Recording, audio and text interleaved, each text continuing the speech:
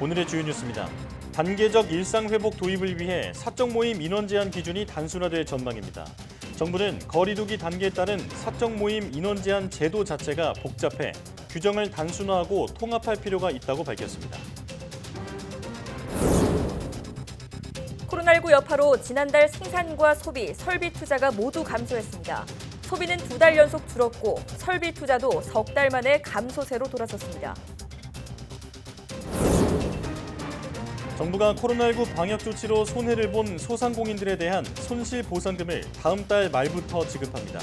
또 신용카드 사용액의 10%까지 현금으로 돌려주는 캐시백 제도 신청도 시작됩니다. 미국 질병통제예방센터가 임신 중이거나 출산한 여성들에게도 코로나19 백신을 맞으라고 긴급 권고했습니다. 미국에서 임신한 여성 가운데 코로나19 백신을 맞은 여성은 31%에 그치는 것으로 파악됐습니다. 알프스 산맥의 서유럽 최고봉 몽블랑의 공식 높이가 지난 4년간 1m가량 줄었습니다. 지구온난화의 영향으로 몽블랑의 높이는 지난 2007년 4,810.9m로 최고점을 찍은 뒤 지속해서 낮아지고 있습니다.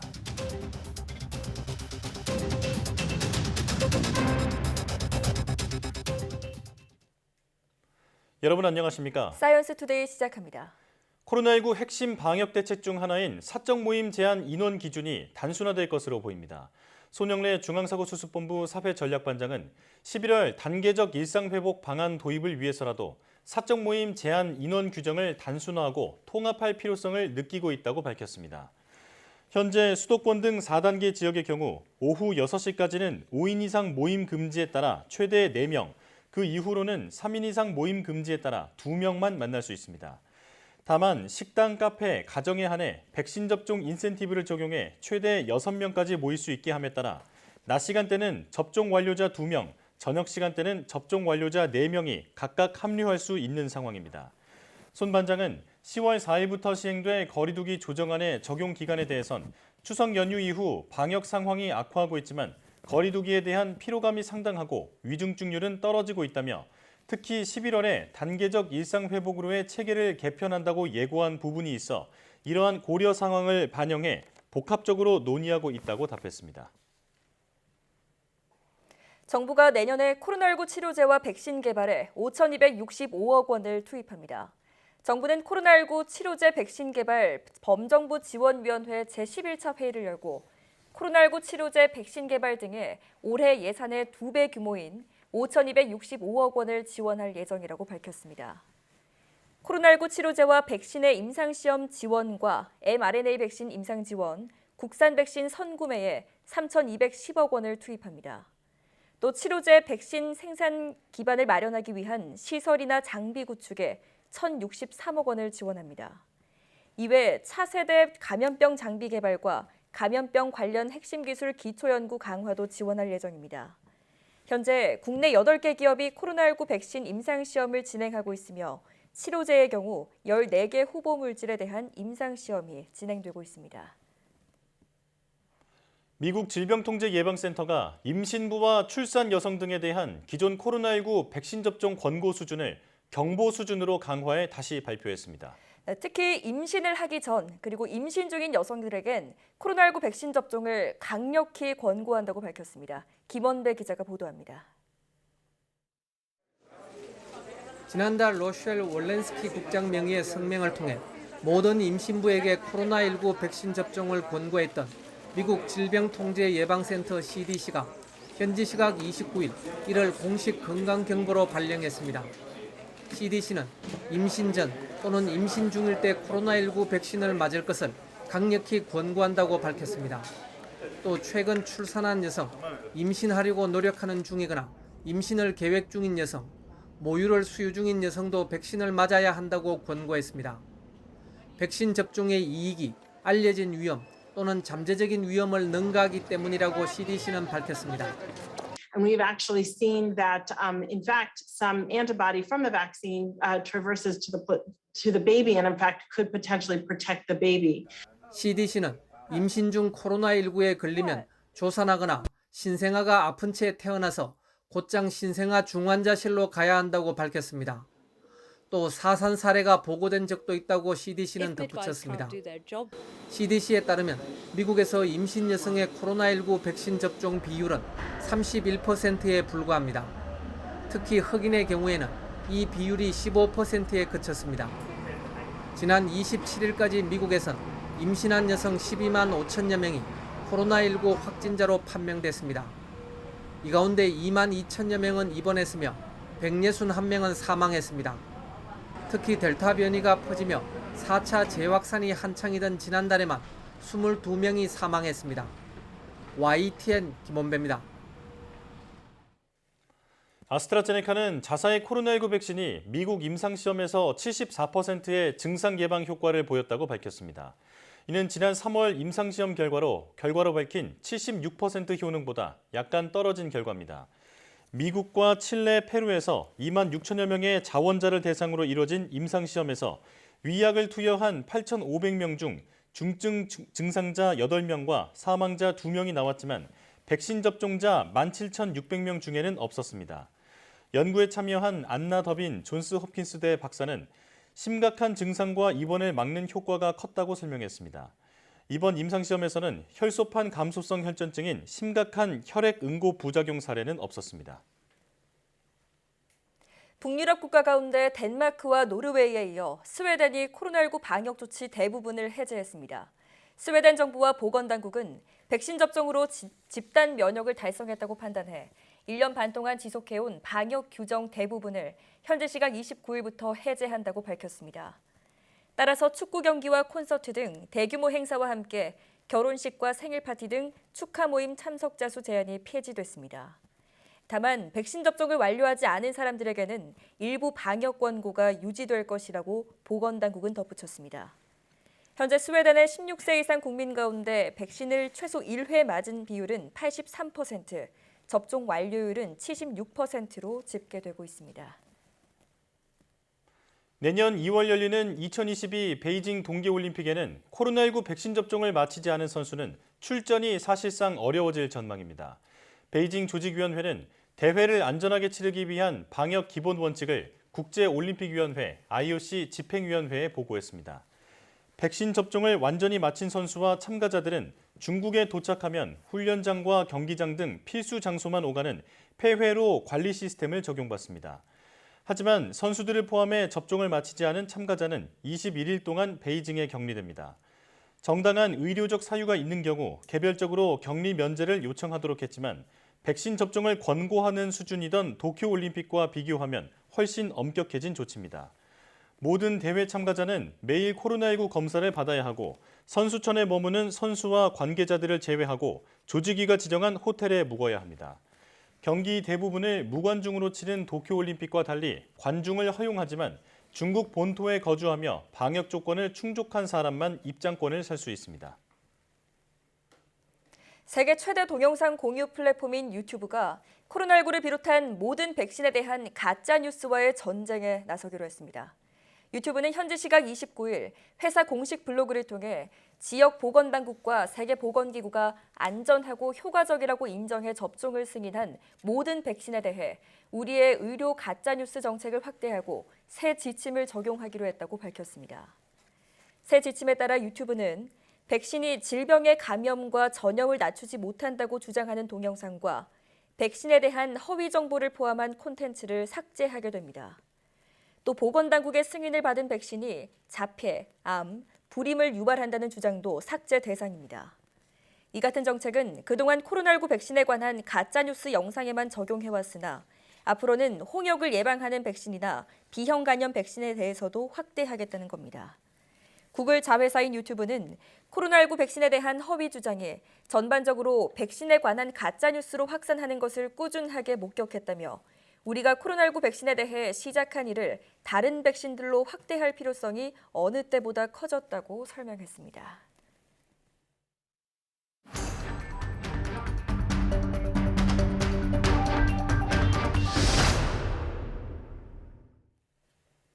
신규 확진자 수가 일주일째 요일별 최다를 기록하고 있습니다. 다음 달 4일부터 적용될 사회적 거리두기를 두고 현행 거리두기 재연장에 무게가 실립니다. 네, 코로나19 브리핑 고려대학교 약학대학 김정규 교수와 함께 현재 상황 자세하게 짚어보겠습니다. 어서 오십시오. 안녕하세요. 네. 수도권에선 증가세가 계속되고 있고 또 잠깐 감소세로 돌아섰던 비수도권까지 다시 늘고 있거든요. 추석 연휴 이동의 여파가 본격적으로 반영되기 시작했다 이렇게 볼 수 있을까요? 일단 뭐 지금 단계가 어느 정도 단계냐 이거는 정확히 판단을 할 수가 없습니다. 여전히 현재 진행형이다 이렇게 보시면 될 것 같고, 네. 그러니까 추석 연휴 여파의 어떤 확산세가 현재 진행형이다 이렇게 보시는 게 맞을 것 같습니다. 일단 시작 자체는 제가 개인적으로 볼 땐 추석 연휴 기간이었던 9월 21일 화요일 때부터 실제로 추석 연휴의 여파가 나타나기 시작했고요. 네. 그게 어떻게 보면 최근까지의 상황을 봤을 때 9월 25일 토요일 날 3,200여 명의 확진자가 나오면서 최대 규모를 보였거든요. 예. 그 이후에는 다소 감소세를 보이면서 여전히 이제 3,000명 안팎의 신규 확진자를 보이고 있는데, 이 여파는 현재 진행형이고 아직까지 제가 보는 판단으로는, 그러니까 이 부분에서 최근 일주의 신규 확진자 규모를 봤을 때에는 실제로 전주 대비 12.8% 정도 증가를 했거든요. 네. 근데 이 부분에서 수도권 같은 경우에 11.5%, 그 반대로 비수도권은 17%대의 어떤 증가세를 보이고 있는데, 네. 이 부분은 그러니까 그 추석 연휴 이전에 주로 신규 확진자 80% 정도가 수도권에서 나왔었습니다. 네. 그렇기 때문에 수도권의 감염자가 비수도권으로 추석 연휴 동안 어떤 확산을 이루었다. 그러니까 그 시점이 지금 현재 상황에 반영되고 있는 거고, 반대로 얘기하면 비수도권 방문 후에 수도권으로 돌아온 이후에 어떤 영향은 아직까지 반영이 되지 않지 않았나 이렇게 생각을 하고 있거든요. 예. 그렇기 때문에 이제 다음 주 정도까지는 추석 연휴 여파가 계속 진행을 할 거다라고는 보고 있습니다. 근데 문제는 당장 이번 주부터 실제로 이제 대체 유일이 적용이 되면서 네. 아무래도 이동량이 함께 증가를 할 거고, 이런 부분들이 추석 연휴랑 같이 맞물리면서 확산세가 또 일정 부분 더 가속화되지 않을까라는 조심스러운 생각을 하고 있습니다. 예. 네. 말씀하신 대로라면 앞으로 상황이 더 악화할 가능성도 있다라는 말씀이시군요. 자, 뿐만 아니라 주간 감염 재생산 지수도 증가하고 있고 또 감염 경로를 모르는 확진자들도 늘고 있습니다. 재생산 지수 앞으로 더 높아질 가능성 어떻게 보십니까? 그러니까 현재 재생산 지수가 1.04를 보이고 있거든요. 예. 그러니까 수도권은 1.08, 비수도권 1.02, 그래서 전국적으로 봤을 때 1.04 정도를 보이고 있는데, 네. 실제로 우리나라 같은 경우에는 이 어떤 확산의 여파가 감염 재생산 지수에 충분히 반영이 안 되는 경향이 있습니다. 예. 이 부분은 왜 그러냐면 우리나라 같은 경우에 굉장히 조기에 진단하는 경향성이 해외 국가들보다는 분명히 있거든요. 네. 그러니까 우리 역학조사관들이 나름대로 노하우를 갖고 있으면서 굉장히 빠른 시점에 접촉자를 분류해내고 거기서 확진자를 찾아내고 있고, 더군다나 국민들께서도 임시선별진료소에 방문을 적극적으로 하시면서 여기서 조기 진단이 되고 있기 때문에 이제 추가적으로 확산이 돼야지만 감염 재생산 지수가 급격하게 증가를 하는데, 우리나라 같은 경우에는 조기에 진단을 하고 있다 이렇게 평가를 하고 있고요. 네. 예. 그럼에도 불구하고 지금 뭐 3,000명 가까운 또는 3,000명 안팎의 신규 확진자가 나오고 있기 때문에 일정 부분 감염 재생산 지수는 증가를 할 거다. 근데 해외보다는 그런 급격한 증가세는 보이지 않지 않을까 이런 생각을 가지고 있습니다. 예. 자, 방역 당국은 국내 4차 대유행이 장기화하면서 그 정점이 점점 늦춰지고 있다 이렇게 진단했는데요. 앞서 그 다음 주까지는 추석 연휴의 여파가 있을 것으로 보인다 이렇게 말씀을 해주셨지만 4차 유행의 정점, 그렇다면 언제쯤일 것으로 보고 계십니까? 근데 이게 추석 연휴 이후에 보통 1, 2주 후에 그 여파가 반영이 되기 때문에 제가 추석 연휴 이전에도 개인적으로 이 4차 유행의 정점은 한 10월 초에서 중반 정도가 되지 않을까 이렇게 예측을 했었거든요. 네. 근데 지금 보면 그러니까 당장 그러니까 10월 4일부터 적용될 그 사회적 거리두기 조정안에서는 일정 수준의 그 방역 조치 완화가 있는 걸로 지금 알려지고 있거든요. 예. 그러니까 이러한 부분들이 반영이 됐을 때는 분명히 확산세를 감소세로 전환시키는 게 아니라 오히려 다소 증가하는 쪽으로 갈 가능성이 있고, 네. 앞서도 말씀드린 것처럼 두 번의 대체 공휴일이 같이 있기 때문에 이 부분이 어느 정도까지 확산을 할 거냐 이 부분에 달려 있는데, 만약에 이 대체 휴일의 영향이 그래도 크지 않다라고 생각을 하면 10월 중순 정도의 정점에 도달했다가 일시적으로 감소를 하고 나머지 11월 달 초부터 실제로 위드 코로나 단계로 접어들게 되면 그때 다시 폭증할 가능성이 있거든요. 그래서 이런 경향성을 보일 걸로 예측은 하는데 만약 앞서 말씀드린 것처럼 다음 주부터 적용될 새로운 거리두기 조정안에 일부의 방역 조치 완화가 적용이 되고 이 부분이 반영이 된다라고 하면 정점 없이 지금 상태를 유지하다가 11월 위드 코로나로 전환이 됐을 때 폭증하는 상황이 발생할 거다. 그러니까 위드 코로나 개념이 이제 신규 확진자로 관리를 하지 않고 위중증으로 관리를 하겠다라는 부분인데 그럼에도 불구하고 아마 10,000명 단위 이상으로 신규 확진자가 나올 거다 이렇게는 예측을 하고 있습니다. 네. 자, 이렇게 확산 규모는 증가하고 있지만 다행히 위중증 환자 수는 전주보다 감소했습니다. 어떤 이유 때문일까요? 일단 지금 위중증 환자가 주간별로 또는 일일별로 뭐 등락을 반복하고 있는데 이 부분이 크게 중요하지는 않습니다. 네. 왜냐하면 상황에 따라서 위중증 환자가 정확히 발생하는 그 기간, 보통 확진 이후에 한 2주 정도 후에 위중증 환자로 전환이 되고 그 다음부터 한 2주 정도 후에 이게 사망하는 이런 패턴을 가지고 있거든요. 근데 이게 정확하게 일치하지는 않기 때문에 아마 일시적으로 감소하지 않았나 생각을 하고 있고 최근에 신규 확진자가 3,000명 안팎으로 증가한 영향은 앞으로 반영이 될 거다. 그러니까 10월 초쯤에 이러한 부분이 반영이 될 걸로 예측을 하고 있습니다. 그렇기 예. 때문에 지금 일시적으로 감소한 게 큰 의미는 없지 않나 이런 생각을 가지고 있습니다. 예. 자, 앞서 말씀해 주신 것처럼 다음 달 4일부터 적용될 사회적 거리두기 조정안이 아마도 현행 거리두기에서 조금 연장을 하고 그리고 백신 인센티브 같은 조금 완화책도 포함될 것으로 보입니다. 이 부분에 대한 그 의견 들려주시죠.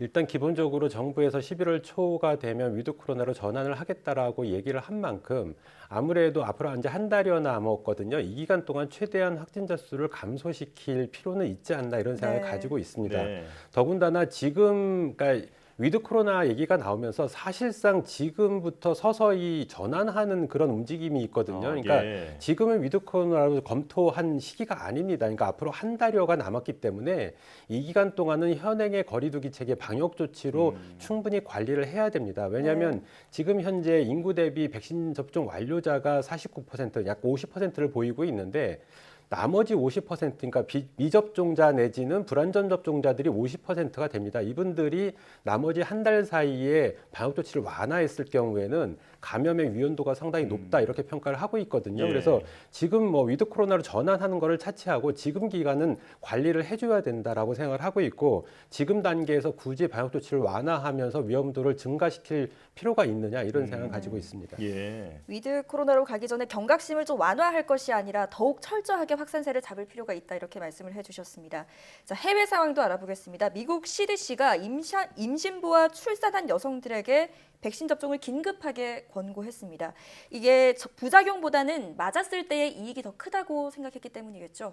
일단은 뭐 좀 임신부와 출산 후 여성은 좀 나눠서 구분해서 볼 필요가 있는데 네. 임신부 같은 경우에는 일단 임신 기간 동안에 감염이 됐을 경우에는 어떤 그 우리가 치료할 수 있는 약물이 굉장히 제한적입니다. 거의 예. 사용할 수 있는 약물이 거의 없다라고 보시면 될 것 같은데 그렇다 보니까 위중증으로 전환되는 비율도 상당히 높고 그렇게 됐을 때 태아에 미치는 영향도 상당히 크거든요. 그렇기 때문에 아무래도 임신부는 고위험군 중에 하나고 예. 백신 접종이 필요하다라고는 보고 있습니다. 다만 이 부분이 이제 백신 접종을 했을 때 이상 반응이 나와도 마찬가지 상황이 될 수가 있거든요. 그러니까 물론 모든 백신 접종 맞은 임신부가 다 중증의 이상 반응을 겪는 건 아닙니다만 네. 일단 가능성이 항상 있기 때문에 제가 보기에는 임신 계획이 있다라고 하면 사전에 접종을 완료하는 게 바람직하지 않나 이렇게 생각을 하고 있고 예. 출산 후 여성 같은 경우에는 일단 몸이 어느 정도 회복이 됐을 때에는 백신 접종을 만약에 안 맞은 상태라면 맞는 게 맞지 않나 이렇게 생각을 가지고 있습니다. 예. 그리고 이 부분에 출산 후 여성들 같은 경우에는 일단 모유 수유를 할 경우에 백신 접종으로 이 부분이 아이한테 어떤 영향을 줄까 이런 걱정을 할 수도 있는데 사실상 이제 모유를 통해서 아직 뭐 정확하게 과학적으로 완벽하게 검증된 건 아닙니다만 이 항체들이 아이한테 전달될 수도 있거든요. 그래서 예. 오히려 긍정적인 부분이 있기 때문에 어찌됐든 이 백신 미접종자, 특히 임신부에 대해서는 상당히 위험성이 높다. 그만큼 백신 접종의 필요성이 인정된다. 이렇게 판단을 하고 있는 걸로 생각을 하고 있습니다. 예. 네. 자, 여기까지 듣겠습니다. 지금까지 고려대학교 약학대학 김정기 교수와 함께했습니다. 오늘 말씀 고맙습니다. 감사합니다.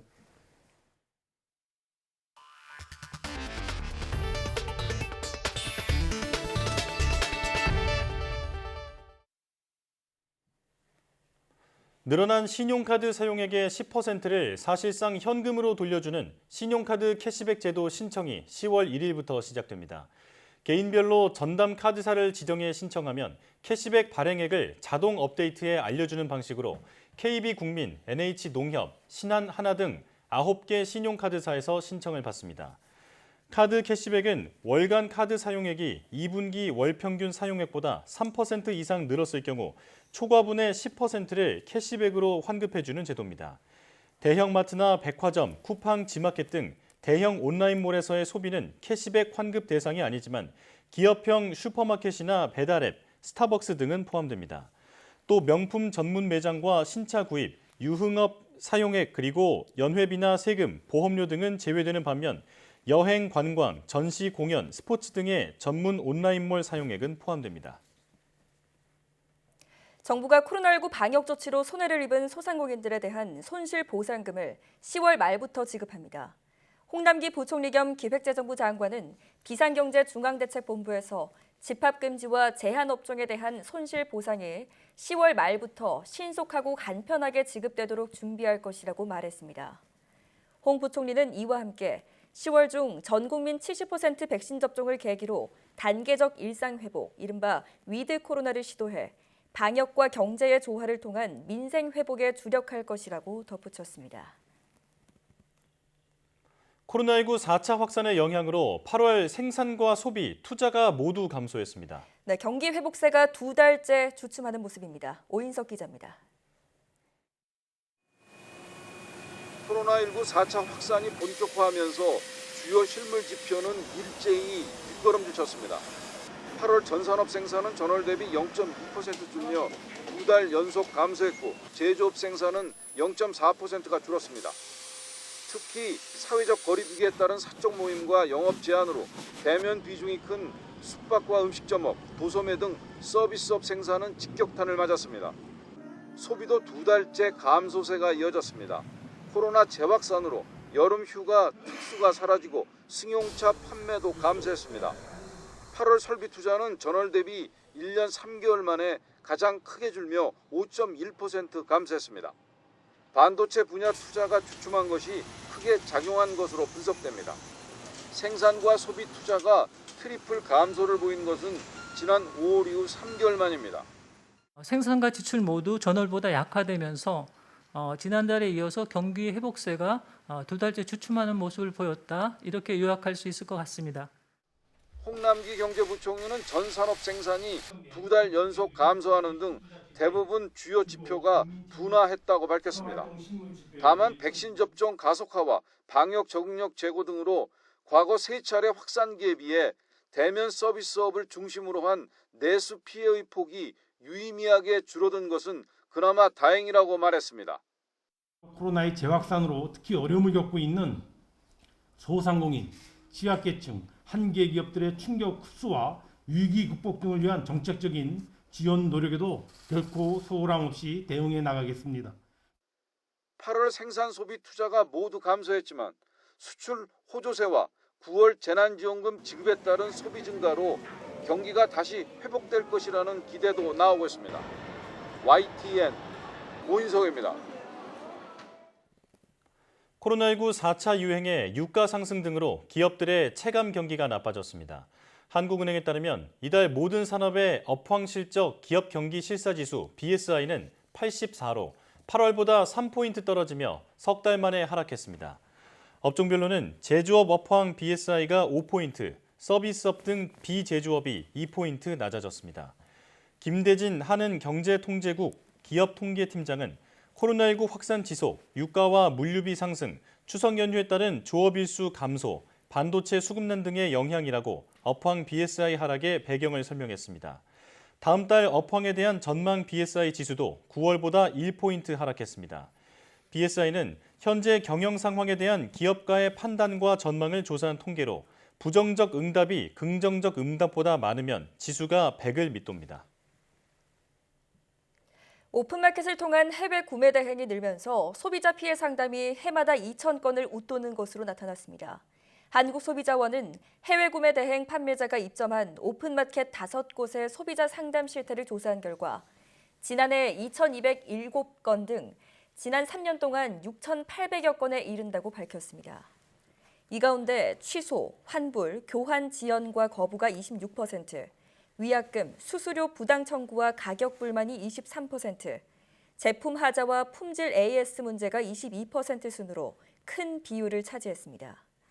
또 해외 구매 대행을 이용한 700명을 대상으로 설문조사한 결과 취소 환불을 고려했지만 요청하지 않는 주된 이유는 47%가 취소 환불 금액이 적거나 반품 비용이 너무 비싸다는 점을 꼽았습니다.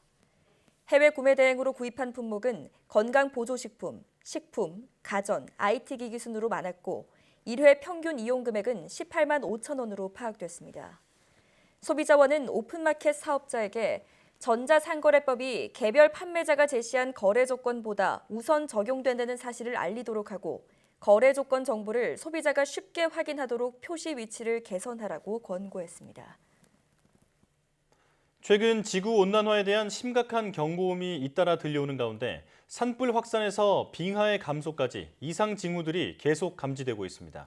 YTN 데이터 저널리즘 팀의 조사 결과 기후변화의 시금석이라고 할 수 있는 북극해 얼음의 상태가 올해 한층 더 취약해진 사실이 확인됐습니다. 함형건 기자가 보도합니다.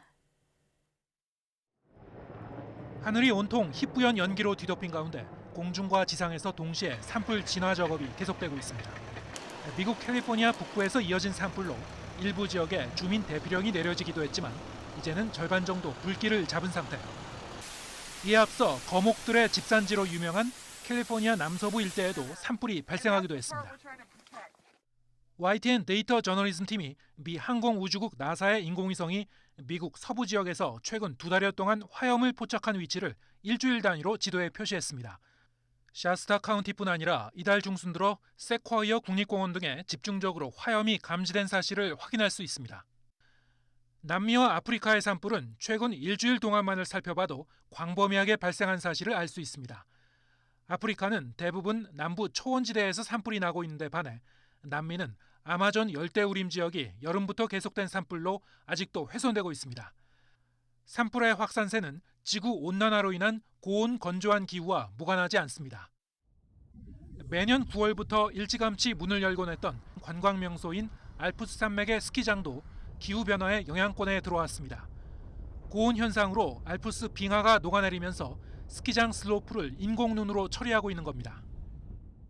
Ci sono alcuni colleghi meteorologi che dicono di portare i propri figli a vedere i ghiacciai perché stanno vedendo un'opera naturale in via di estinzione. Fra 15-20 anni c'è il rischio che non li vedremo più, non sapremo neanche più che cosa sono. 지구온난화의 시금석이라고 할 만한 북극 바다의 얼음, 즉 해빙의 상태를 확인해봤습니다. 북극의 얼음은 여름부터 본격적으로 녹아 매년 9월 중순쯤 연중 가장 작은 규모로 줄어드는데 올해는 역대 12번째로 작은 수준을 기록했습니다. 그런데 얼음의 취약도를 따져보면 심상치가 않습니다. YTN이 나사의 위성 데이터를 활용해 북극 얼음의 나이 구성 비율을 분석했습니다. 1987년에는 생성된 지 4년이 넘은 얼음이 절반 이상이었지만 올해는 3.5%로 줄었습니다. 만 1년 이하의 얼음은 올해 67.2%에 달해 지난 38년 동안 가장 큰 비율을 차지한 것으로 나타났습니다. 견고하고 두꺼운 얼음의 비율은 크게 줄어들고 취약하고 얇은 얼음은 과반을 넘는 수준으로 증가한 것으로 해석할 수 있습니다. 최근 기후변화에 관한 정부 간 협의체가 심각한 기후 위기가 20년 내에 현실화될 가능성을 경고한 데 이어 유엔 총회에서는 해수면 상승에 따른 침수 위험에 직면한 작은 나라들이 선진국의 온실가스 감축을 촉구하고 나섰습니다. Small island states and continental countries with low-lying coastlines, such as Guyana, would be the first to feel the full brunt of the impending disaster. Yet our countries are among the lowest emitters of greenhouse gas emissions. This is not only unfair, it is unjust. 환경 재난의 경고음이 쌓이는 가운데 온실가스의 감축은 감염병 사태 대응 못지않은 전지구적인 당면 과제로 다가오고 있습니다. YTN 함영건입니다. 지구온난화의 영향으로 빙하가 녹고 있는 알프스의 몽블랑이 지난 4년 사이 1m가량 내려앉았습니다. 네, 해마다 평균 13cm씩 높이가 줄어들고 있습니다. 김태현 기자가 전해드립니다. 알프스 산맥의 서유럽 최고봉 몽블랑의 공식 높이가 또 줄어들었습니다. 프랑스 전문가들이 최근 측정한 몽블랑의 높이는 해발 4,807.8m입니다. 4년 전인 2017년 측정한 4,808.7m보다 1m 가까이 줄었습니다. 30명의 전문가들은 9월 중순 몽블랑 정상에 올라 위성 안테나를 활용해 해발 고도를 계산했습니다. 4,792m에서 끝나는 몽블랑 정상의 바위층과 이를 덮고 있는 얼음층을 합친 높이입니다. 지구 온난화의 영향으로 몽블랑의 빙하도 빠르게 녹아내리고 있다는 경고가 계속 나오고 있습니다. 몽블랑의 높이는 2007년 4,810.9m로 최고점을 찍은 뒤 낮아지고 있습니다. 2년 주기로 측정이 시작된 2001년 이후 연평균 13cm씩 낮아졌습니다. 다만 4,806m로 매우 낮게 측정된 2019년에는 수치가 공개되지 않았습니다. 측정에 나섰던 전문가들은 지구온난화의 영향을 묻는 질문에 기후학자와 빙하학자 등 과학자들이 우리가 수집한 자료를 살펴볼 것이라며 신중하게 답했습니다. YTN 김태현입니다. 스페인령 카나리아 제도의 라팔마 섬에서 화산 폭발로 분출한 용암이 대서양에 다다랐습니다. 바다와 만난 용암은 바위로 변하며 새로운 땅을 만들고 있습니다. 김진호 기자의 보도입니다. 선홍색 용암 강물이 절벽을 넘어 대서양으로 흘러듭니다. 뜨거운 용암이 바닷물에 닿으면서 엄청난 증기와 가스를 뿜어냅니다. 용암이 바다와 만난 곳에는 바위가 만들어지며 새로운 땅이 생겼습니다. 9월 19일 화산 폭발로 분출하기 시작한 용암은 화산으로부터 6km가 넘는 거리를 흘러내려 이곳에 도착했습니다. 능선을 따라 내려오는 길에 집과 농장 등 600여 개의 건물을 집어삼켰습니다. 해안에 접근하면서 지형이 평평해짐에 따라 용암의 흐름이 느려지고 넓어지면서 마을과 농장에 더 많은 피해를 입혔습니다. 스페인은 라팔마를 재해지역으로 분류해 이 섬에 재정적인 지원을 시작했습니다. 약 8만 5천 명의 사람들이 살고 있는 라팔마는 북서아프리카에 있는 카나리아 제도의 화산으로 길이가 약 35km입니다. 전문가들은 화산 폭발이 얼마나 지속될지 예측하기 불가능하다고 말하고 있습니다. 카나리아 제도에서의 이전 폭발은 몇 주, 심지어 몇 달 동안 지속됐습니다. 라팔마 섬의 용암 분출은 당분간 지속될 것으로 보여 새로운 바위 땅들이 계속 생길 것으로 보입니다. YTN 김준호입니다.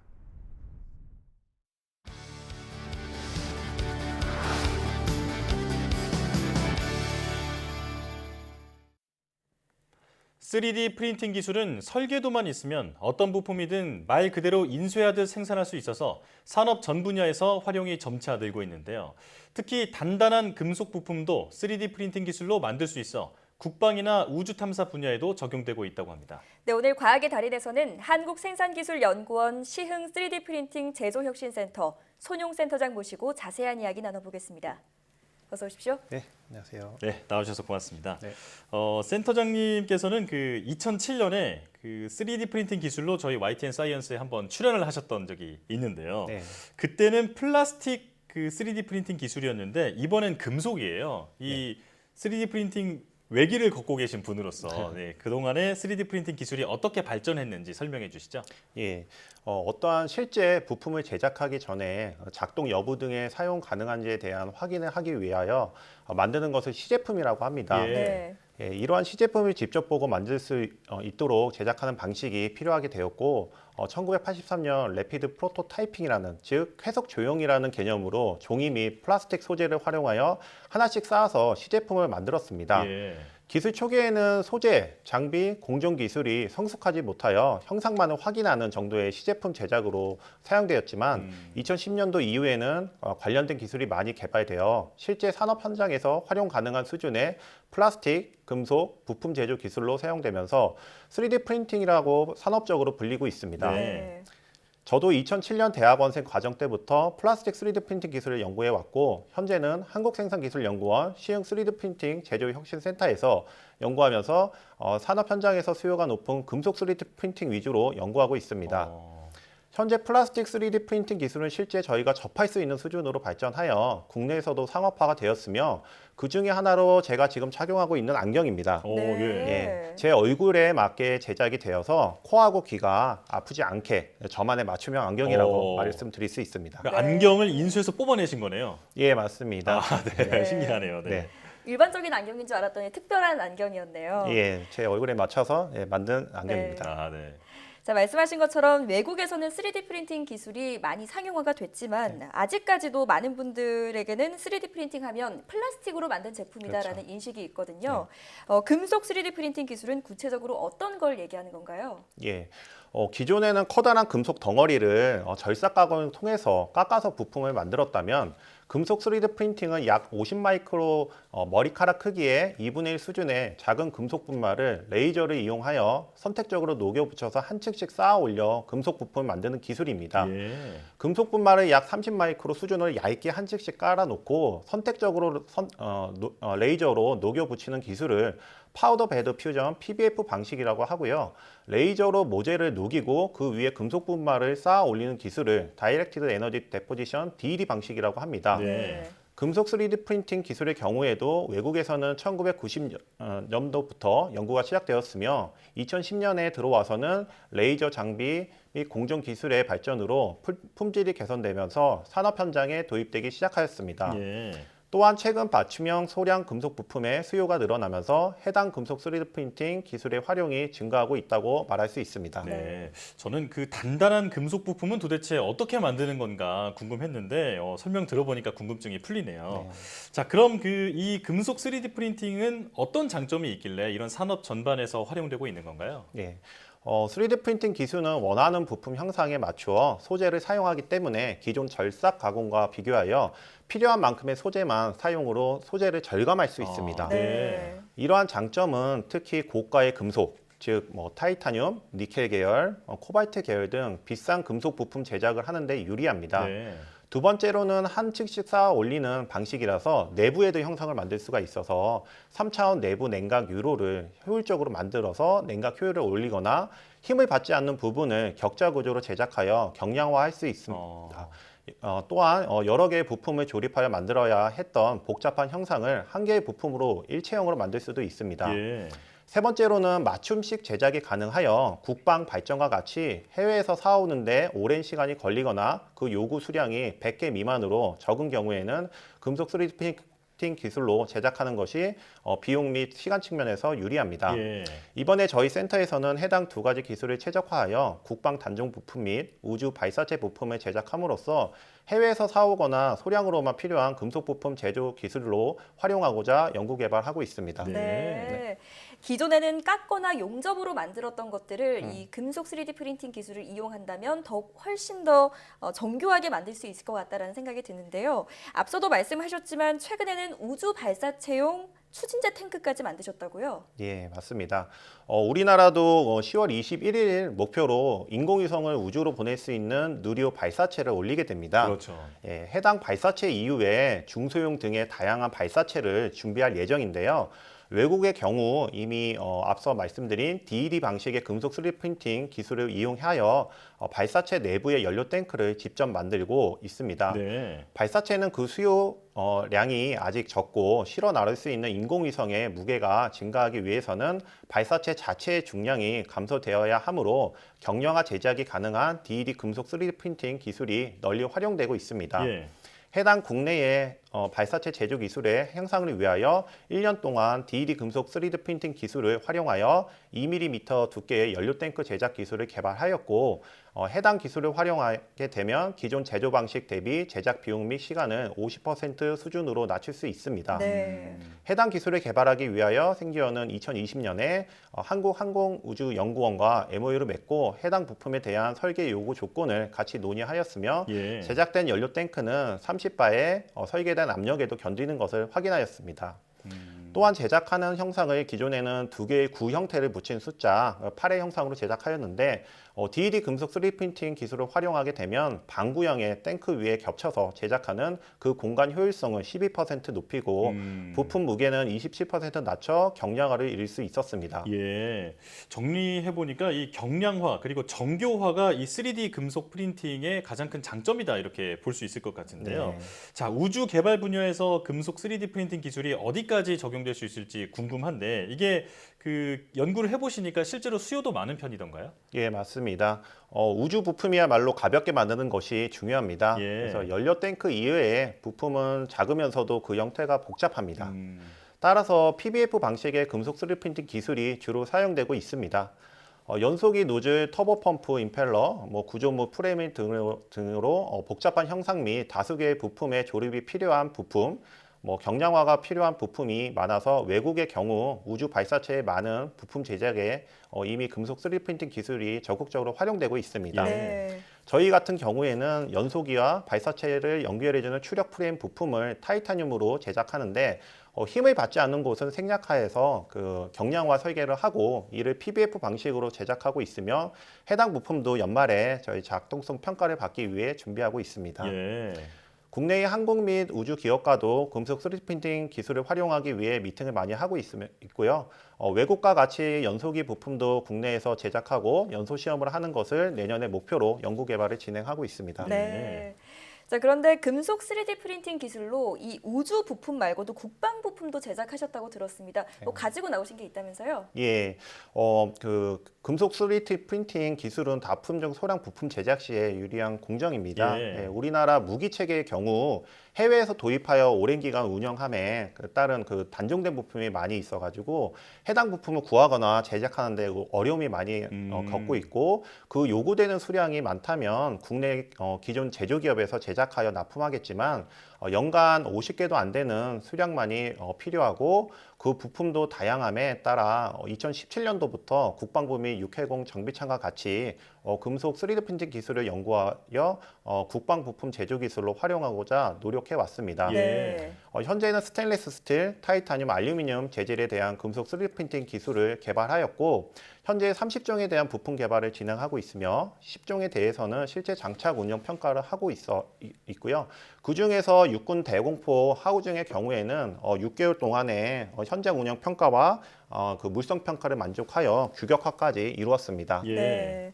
직접 보여주시죠. 예, 해당 부품이 발칸퍼 하우징이며 예. 그 기존 제조 기술의 경우 부품을 따로 만들어가지고 용접하여 붙여서 만든 반면 금속 3D 프린팅 기술의 경우 이거 한 번에 만들었으며 펌프 임펠러도 그 같이 복잡한 형상도 직접 만들 수가 있습니다. 네. 예, 또한 해당 기술은 한번 형상 데이터를 및 공정 데이터를 연구 개발에 놓게 되면은 해당 부품이 필요할 때 바로 제작하여 활용하면은 되므로 재고를 갖고 있을 필요가 없습니다. 그래서 필요시 해당 부대에 데이터를 전송하게 되면은 원격으로 제조도 가능합니다. 네. 네. 설명을 들으면서 가지고 나오신 부품을 좀 유심히 봤는데 저걸 어떻게 그 뽑아냈을까 이런 생각이 들 정도로 네. 보고도 정말 신기하다는 생각이 듭니다. 자, 이렇게 이야기를 듣다 보니까 금속 3D 프린팅 기술의 발전 가능성이 정말 무궁무진하다 이런 생각이 드는데요. 지금까지 설명해 주신 분야 외에도 또 다른 어떤 분야에 이 기술이 적용될 수 있을까요? 네. 기존 제조 방식으로 제작하기 어려웠던 복잡한 형상이나 그 수량이 적어서 제작하기에 애매한 다품종 소량 부품이면 3D 프린팅 기술을 검토하면 좋다고 생각합니다. 네. 현재 저희 센터의 경우 자동차 튜닝 부품 중 하나의 브레이크 캘리퍼 부품에 대한 경량화, 주물 금형에 대한 냉각 성능 향상, 진공 부품의 성능 개선, 철도 부품, 자전거 부품 등으로 활용하기 위한 개발을 진행하고 있습니다. 네. 이러한 3D 프린팅 기술을 다양한 분야를 활용하기 위해서는 산업 현장에 계신 분들이 3D 프린팅 기술에 대해 좀 더 이해하시고 기존 제조 방식에서 불편하시거나 모자랐던 부분을 저희한테 알려주시면 3D 프린팅 기술의 장단점을 조율하여 적용성을 논의하면 좋겠습니다. 이러한 미팅이 많아질수록 국내에서 적용 가능한 부품이 많아져서 3D 프린팅 제조 기술이 발전할 수 있다고 생각합니다. 네. 네. 말씀을 들어보니 앞으로 더 많은 분야에서 쓰임을 받을 수 있을 것 같은데요. 자, 센터장님께서는 이 3D 프린팅 기술의 잠재 가능성을 미리 좀 예측을 하셨던 건지 어떤 계기로 이 분야를 연구하게 되신 건가요? 예, 저는 어릴 때부터 만드는 것을 좀 좋아했었거든요. 네. 그래서 눈에 직접 보이는 물건을 설계하고 만들 수 있는 기계공학을 전공하였고, 군대는 그 공군 전투기 정비병으로 30개월 복무를 하였습니다. 네. 예, 그 당시에 1980년대 미국에서 도입된 F5 제공호를 정비를 하면서 기계 가공, 용접, 판금, 도장 등의 전통적인 제조 기술을 배울 수 있었고요. 군 복무 때는 용접 및 기계 가공으로 수리를 했었는데 네. 지금은 해당 전투기 부품을 3D 프린팅으로 제작하고 국방부랑 같이 일을 하고 있습니다. 네. 저도 처음에 2006년 대학원 과정 때에는 플라스틱 3D 프린팅 운영을 하면서 단순히 호기심으로 이걸 시작을 하였습니다.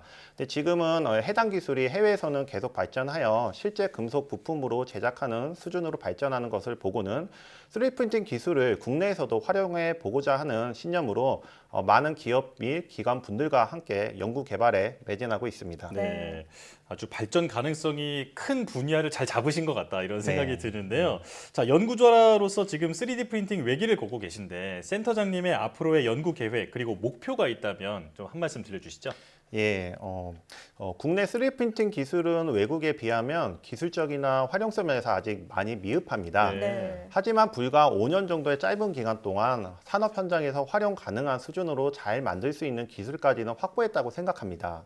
앞으로는 3D 프린팅 출력물에 맞는 열 처리, 표면 처리, 물성 평가 기술 등 기존 제조 기술을 3D 프린팅 기술에 맞게 변형하여 개발할 필요성이 있어 다른 제조 전문가와의 협업을 추진하고 있습니다. 네. 또한 3D 프린팅 기술의 품질을 확보하고 검증 데이터를 만들어서 산업 현장에 직접 보여줌으로써 형상만을 만드는 시제품 제작 수준이 아닌 산업 현장에서도 활용 가능한 수준의 부품 제작이 가능함을 다양한 산업 부품 제조를 통하여 보여드리겠습니다. 예. 이러한 4차 산업혁명 시대의 제품 고도화에 필수적인 3D 프린팅 기술에 우리 제조 기업분들에게 많은 관심을 부탁드리고요. 저희 생기원 시흥 3D 프린팅 제조혁신 센터에 오셔서 직접 부품을 한번 보시고 판단해 주시면 감사드리겠습니다. 네. 앞으로는 글로벌 경쟁력까지 막강하게 갖춘 3D 프린팅 기술을 기대해 보겠습니다. 지금까지 시흥 3D 프린팅 제조혁신센터 손용 센터장과 함께했습니다. 네. 오늘 나와주셔서 고맙습니다. 네.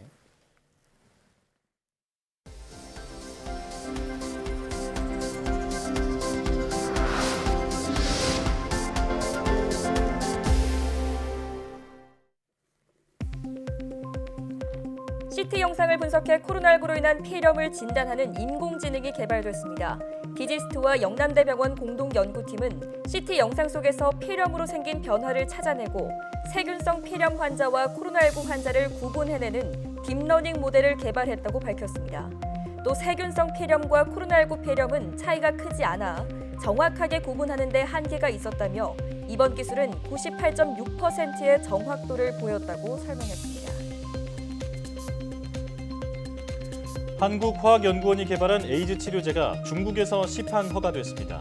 한국화학연구원은 지난 2008년 발굴한 에이즈 치료제 후보 물질이 국내 신약 개발 기업 기술 이전을 통해 지난 6월 중국 국가약품감독관리국으로부터 판매 허가를 받았다고 밝혔습니다. 화학연이 개발한 후보 물질은 비핵산 계열의 역전사 효소 저해제로 에이즈 바이러스가 가진 특정 효소를 억제해 바이러스의 증식을 막습니다. 하루에 한 번 경구 투여할 수 있으며 다른 약들과 병용할 수 있고 임상시험 결과 부작용이 적은 것으로 나타났습니다. 제네시스가 전기차 전용 플랫폼으로 만든 첫 전용 전기차 GV60을 공개했습니다. 제네시스 GV60에는 얼굴 인식으로 문을 잠그고 여는 페이스 커넥터 기능이 탑재됐습니다. 최대 2명까지 등록 가능하며 안경이나 모자를 쓰더라도 정확하게 얼굴을 알아볼 수 있다고 제네시스 측은 설명했습니다. LG전자가 항균과 항곰팡이 성능을 자체적으로 평가할 수 있게 됐습니다. LG전자는 물질 분석 공인랩이 세계적인 시험 인증기관인 TÜV 라인란드 지정 미생물 분야 인증 시험소가 됐다고 밝혔습니다. 또 이를 통해 항균, 항곰팡이 분석하고 평가하는 전문성과 공신력을 확보했으며 피부에 닿았을 때 염증을 유발할 수 있는 물질을 분석할 수 있는 인증도 함께 받았다고 설명했습니다.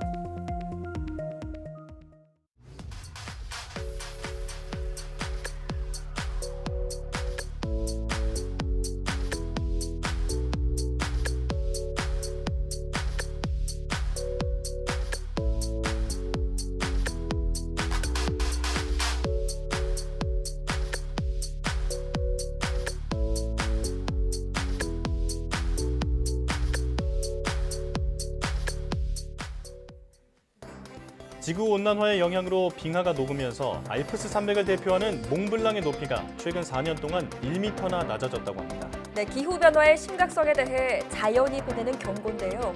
더 늦기 전에 지구촌이 힘을 모아 대응해야겠습니다. 사이언스 투데이 마칩니다. 함께해 주신 여러분 고맙습니다.